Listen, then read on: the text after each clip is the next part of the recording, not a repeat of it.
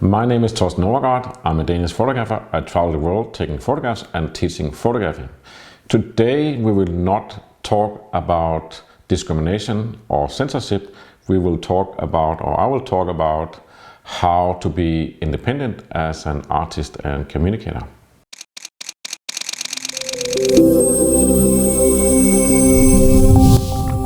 One of the great things about being an artist in our time and age is that you can build your own audience. You don't have to ask permission to communicate. It haven't always been like that. If we go back to when I was a teenager, when I was like 15, 17 years, I was doing comics, I was writing stories, I was writing articles, I was writing comics with a friend. And all of the things I did, and also my photography, anything I did to get it published, I would have to ask somebody if they liked it, if they would publish it. So I had to go with a newspaper editor, or I had to go to a publishing house where there was an editor, or I'd have to go to an advertising agency where there would be an art director or somebody who said, oh yeah, we're going to use your photographs. It's not like that anymore. And that's great because it means that you can write stories and you can self-publish. It means you can do photography and you can make a business model based on your own audience and not being approved by a publishing house. It also means that, for example, I can sell my books directly on my website and I don't have to pay a percentage to anybody and I don't have to wait for approval. So that gives a lot of freedom. And that's a point, like, how do you do that?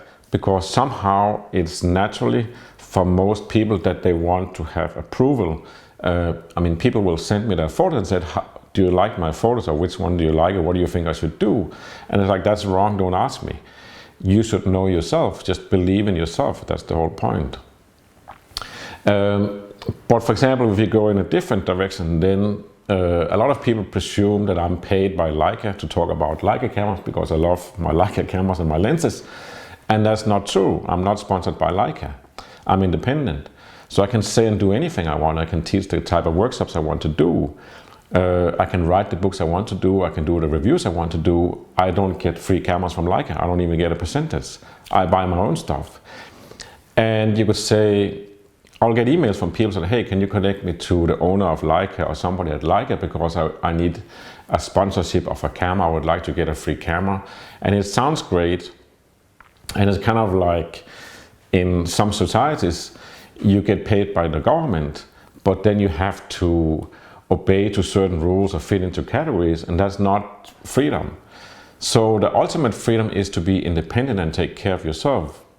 And the whole world is made for that, except there's a few traps, and that's what I also want to talk about today. But if we take ideally, the way I have built my website and my audience is that I have my own website that I had since 1996. So I was early out with that because I was doing internet. I had an internet company and an advertising company back then. So I was doing internet pages as the number 3 advertising agency in Denmark back then. So I built that business and I sold it in 2000, 2001. But I got a good view into internet, so I built my own website. And that website eventually became, because I'd like to share and I like to write about stuff, so I would write about Leica and my cameras and show photos from it. And that kind of built an audience of people that would ask me advice about it, and they ask, can you do workshops and can you do this and that? So build an audience. And if we go through history, then back then you had a website, later on you added social media, later on you added a mailing list, and now we have videos like this one is also something I do because I like it, and not because there's necessarily a business model behind it. It's just because I like to tell stories and I like to preserve knowledge about how things are done. But what I have always strived to do is that I have my website, that's my home. That's where I put my stuff. I don't have to ask anybody what I put or how the layout is or how long the story should be, how short they should be. I mean, that's, for example, a thing that is often a discussion, that media, magazines today or newspapers says, no, people don't want to read long stories. And I totally disagree. If I'm really interested in something, I want to read everything about it. So that's why you will find on my website, you will find a 21-page long review of one camera, like an M9 that I started in 2009, and I still write on it. So I don't have any limitations, like whatever I want to tell about it, I will tell about it. And the people who want to read it, they will read it. The people that think it's too long or not really interested in that, doesn't matter. I'm not trying to entertain the world, I'm trying to entertain people with the same values and interests that I have. So that's what I get to do on my website. And then we have shifting social media and other things that they come along and then they disappear. So you have, for example, MySpace was big back when, hardly anybody knows what it is today. And then we have TikTok, we have Instagram and so on. And one of the things, the errors you can do is that you seek support, approval or sponsorship. And it's a little bit tricky, but think about it. So you could say, let's just take an example of something that didn't go well. In 2018, YouTube closed down Alex Jones. So Alex Jones is controversial and he was a supporter of Trump. Doesn't really matter what he was for or what he said or how he did it. They just closed him down from one day to another. The lesson from that is that, oh, that's pretty stupid that you build your whole business depending on a platform like YouTube, because they can close you down. You would say that's very dramatic. What you would see other people is that you build an audience and a presence on, for example, Facebook. You put your pictures there and you think you're communicating. Then you forget your login or something happens, you have to put in your login again and her ID. So they close down your account for whatever reason. And you can't really call an office and say, hey, you closed my account, it's wrong. No, then you have to submit those things. And what happens is that the moment they close down your account, all your messages, all your content, all your friends you lost contact with. And you could say people would use or will use Facebook and Messenger to say, hey, I'll see you on Thursday, this is the address. So if you're locked out from Facebook, you can't see what is the address, you don't have any access to it. So what it means is it wasn't yours. And you could say, I'm just going to repeat it, you have to have your own platform, you have to have your own website that you control.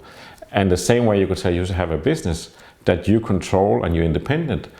I cannot be depending on Leica sending me cameras or something. No, I'm going to buy my own cameras. If I want to change to Fuji or to Hasselblad, I'll just do it.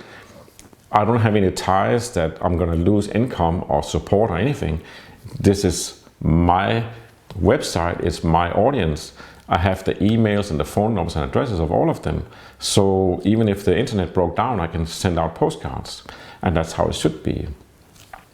So yes, you can use YouTube, Facebook, Instagram and so on to share stuff to build an audience, but all the traffic from there should go to you.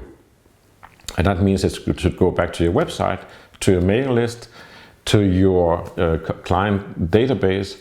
So you always have a grab on those. And you would say, Facebook went up, it's going down, now it's Instagram is hot, TikTok is hot. But it's going to change, that always goes up like this. So you could say the way social media goes, if we look at Facebook and YouTube, the way social media goes is that they start out, and today actually if you join a new social media, they will pay you for be there and recommend them. They will pay you per new user you contribute or that you can get into that platform. And even if they don't do that, then they're going to cherish you for providing good content. And that means something that people want to look at, click at, and interact with. That's good content. It's just like a magazine, or you could say if you go to a bookstore, the #1 book on the bestseller list is something that people are interested in, they want to buy. So of course you like something that is popular. So in that way, social media, YouTube, Facebook and so on, they will like you when you contribute good content that other people interact with. But then comes a step in social media where they forget where the power came from. They forget it was from the users that contributed content. So now they start to use algorithms. And for example, I have an algorithm for sure on Facebook that the moment I started becoming a business on Facebook and we started putting money into Facebook for ads, my likes would go down, my traffic would go down. So Facebook had an algorithm or a thinking say, oh, this guy, if you want to have traffic, he's going to pay because he's commercial or he's willing to pay. So we're just going to cut it down and then he can pay for it. And you could say as long as that is a business model that works, it works. So that means like my marketing team would throw in money to Facebook and Instagram. And the whole calculation is like if we put in $10,000 and we make 12,000 and we get the names, we're happy. If we put in 10,000 and we only get 8,000, we're not happy, we're not going to do it. And you could say, even you're not commercial, you kind of post stuff because you get likes, you feel like you're getting something important. But it's kind of like a trap because you build all this stuff on Facebook and Instagram and it is going to go down again because, and you could say YouTube, they changed the algorithms also. So if you made good content for YouTube, you had lots of viewers and they would support it and they would say, this is great YouTube, we're going to send more traffic to you. And then they started looking at it differently. They said, okay, now we're going to put in some algorithms because we want to show ads, we want to have people stay on YouTube as long as possible. So the longer they look at a video and then more ads we can fit into this, the better it is. So we're going to direct traffic to, I mean, it could be the most ridiculous things that is like brainless, but it has a lot of traffic and I don't know what happens. You could say you sit and look at a video and you're bored, so you click on an ad instead. YouTube says, that's great, let's get more of this. And that drains out the content, but it also means that if you have something interesting to tell and you create good content, you could say they fuck you over because they don't support you anymore. And now you build your whole presence there. And you can say in the extreme cases, you have like InfoWars, Alex Jones, they built the whole presence on YouTube and then YouTube just pulled it away from them. You could say most recent we had like, you could say a very good example of why you shouldn't trust a platform that you don't control. You could take the recent thing where Donald Trump was banned from Twitter. I mean, don't get into politics on this because, I mean, he threatened Iran with atomic war and he threatened North Korea with atomic war and they didn't ban him. Then he threatened that he wouldn't show up for the inauguration of the new president and then they closed him down. And that means everything he did so far is gone. You can't see it. And I mean, I've seen I've done different discussions of this and followed different discussions with, like, for example, Danish media people. And it's very hard. People very fast get into, no, but he should be banned because he's not a good guy or he's like blah, blah, blah. No, it's not about that. Forget all the politics in this. Just look at, you have a platform that you depend on this platform and now they cut you or they cut you down or they limit you or they raise the price or something. It's kind of like if you want to do, if you want to open a store in a city, ideally you should own the place where you open the store. If it's a retail store, a cafe or something, if you rent it, you could risk that they're just going to throw you out at some point. Same thing. So you should be as much in control of it and you should be independent. You shouldn't be depending on somebody's goodwill, especially if you want to do something controversial or you want to be able to change your mind. You shouldn't depend on somebody liking you or supporting you who might remove that support, and that could happen anytime. So that's kind of the lesson. And one of the things I had fun with here in the new year, I just felt like, okay, I'm gonna like cut down, you could say, my support for social media. I said, okay, I'm not gonna use Twitter. I don't use Twitter a lot. I'm gonna use it when it benefits me to get traffic to my site, to get people sign up for my mailing list, to read my articles. But if I look at how much for each minute I spend on Twitter posting something, I don't get a lot back. So it's not really worth it. And I also said, okay, I'm gonna actually remove all the content I have there. I did the same with Facebook. I have, for different reasons, I have 4 Facebook profiles and I have an online academy on Facebook, and I also have a fan page with like 50, 60,000 followers or likes or whatever. But it doesn't really work anymore. So also on Facebook, I'm gonna remove my content and I'm just gonna use it when I feel like it, and maybe I'm not going to use it anymore. And it's kind of like a whole strategy of mine is that no, I actually don't agree with social media. I don't agree with what social media have become. If you go to my website and you read the article, A Letter from Thorsten Overgaard, there's a whole article about what happened with social media in the last, or you could say the whole internet in the last 25 years. And it's not a pretty sight. I mean, Twitter is completely, in my opinion, useless. It's like small lines that I hate this, and then somebody says you're an idiot, and somebody else says I love you. Whereas that's not gonna bring a great culture or bring anything about it. It's a lot of clutter, and it kind of like hits you in the face all the time, so you can't really think. You could say it's almost like ideally you should get up in the morning, you should not be influenced by push messages and social media. I read a story the other day of a Danish guy. He lost his internet for a week, and that made him become a great tattoo artist, because now he couldn't look at YouTube videos and he couldn't look at Facebook, so he had to, you know, look at the real world and find out what should he do. I know another girl, her iPhone was confiscated for 4 months, so she wrote poetry and songs and did drawings. So that's what it would do to you. So you can try this, and I tried, for example, when I go to Cuba and do my workshops, I basically just stop looking at online, because there's no internet. Or the internet is so slow, so it doesn't matter. So I'm just like, I'm skipping. I don't have to go online banking, Instagram, social media, not even email. And that puts you in a completely different mood. So that's something that I try to practice. Yeah, I get emails, I want to answer them, but I don't want to be the slave of it. Likewise, I have taken on my phone, I turn off all notifications. I only get text messages, and if somebody pays in money to me, that's the only, and phone calls, that's the 3 types of alerts I get on my phone. I don't get anything from Instagram, Facebook, or anything.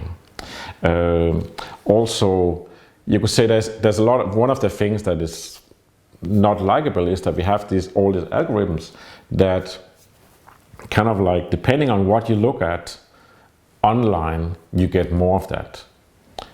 Even Amazon will have, if you live in this place, you get these prices on products. If you live this place, you get these prices, and you could be like your neighbor, get a different price. So there's a lot of algorithms that is out of control. There's a movie on Netflix about social media, where you actually have people who design those things tell how they don't like it and how it's dangerous. I know people who have started up social media, some of the biggest social media, and they sold their stocks, and they're off the grid. They're not online anymore, and that makes you think, why is it that people who invented this stuff just step totally away from it? So one of the things you can actually do active, I mean, yeah, you can switch off alerts on your phone, you can cut down on your use of Facebook and Twitter and social media, Instagram. One thing I also learned is that if you go on Google News, you can actually select that certain media you don't want to see. So instead of having social media algorithms choose for you what you should see and what you shouldn't see, you can actually go in and say, no, I want to see this. And it's an interesting thing, because you look at something and say, no, I don't want to see this, this is disturbing. And you can actually cut it out. So I have certain media and newspapers that I don't see what they write about, because I know I don't care. I can't trust them, or I don't want to read them. I don't want to spend time on it. So anyway, so all this we get back to that ideally you should get up in the morning and you should have original thoughts that today I want to go out and create a photo of this, or you have an idea, I want to write this story, or I want to do a painting, or I want to build a new house, or I want to design a new lamp or something. That's what you should do, and then that's what you should head on with. You shouldn't be going on a war on Twitter. That really doesn't matter, and it's only these 24 hours, that war, tomorrow is a different subject, and then it's a different subject, and it's all just BS. You should create your own stuff, and it takes actually kind of like an active process to cut out all this noise that is called news or life or whatever, or being informed, which is not what happens. So you should create stuff, and in creating stuff, you should also create your own foundation, your own base of fans or people that actually want to follow you. And that can be a mailing list, that can be your own website, but don't build it on other platforms. You can use other platforms to generate traffic to you as long as it works.